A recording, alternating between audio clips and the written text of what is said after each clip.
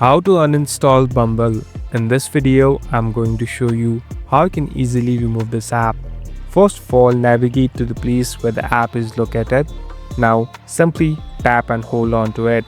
Here on the top, you can find this eye icon. Simply tap on this eye icon.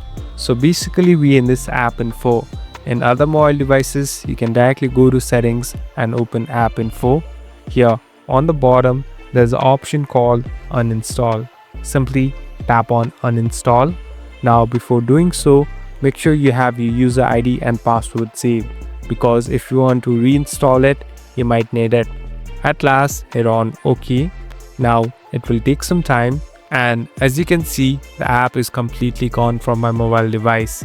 You're all set to go now. Thank you for watching this video. I hope this video will help you.